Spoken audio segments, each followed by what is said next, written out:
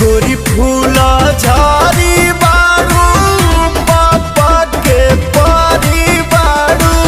अलगलू पसारे तू त पंख पियर फराक वाली